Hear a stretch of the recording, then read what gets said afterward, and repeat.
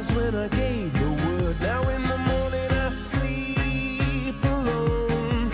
Sweet I was definitely lopsided coming into 2008, and probably lopsided for a little over 2 years. And I found that the more success I had with my running, the more I became consumed with it. And wanting to be great at something is fabulous, and I think every human can benefit from really throwing themselves into something that they're passionate about. But when that passion consumes your life in a negative way, it can really be a dangerous zone. One minute I held the key, next the walls were closed on me, and I discovered that my castle stand upon pillars of salt and pillars of sand. I hear Jerusalem bells are ringing, Roman cavalry choirs are singing.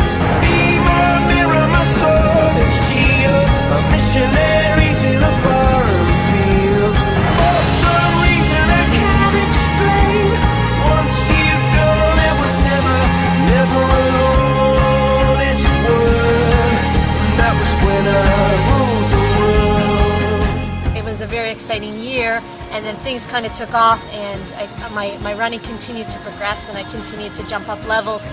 But as that happened, I got this desire to just want more and more, to the point where I was just losing other areas of my life or no longer being fulfilled by them. And running started becoming a chore for me, and I wanted to be great, but it was almost like I was afraid that I couldn't live without it. And I'll never forget training camp of this year. Mikey and I went together with the University of Toronto, and I was in the shape of my life.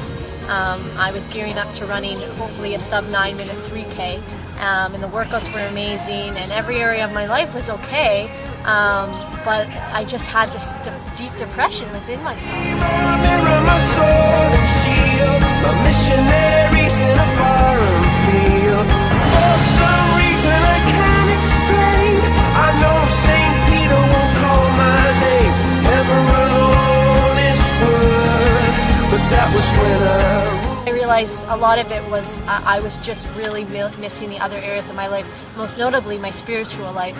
And thankfully, which sounds funny, but thankfully my health was taken from me. I was contracted with a very serious illness called Lyme's disease, and it was completely debilitating, and I was forced to stop running for up to 2.5 months. I was very sick, in and out of hospital.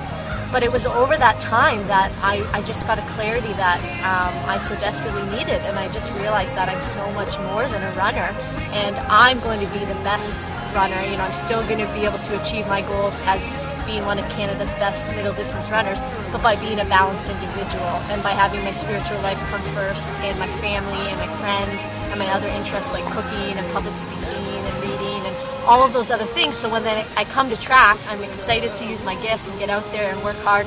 But then when the day's done, and I have the rest of my life to enjoy.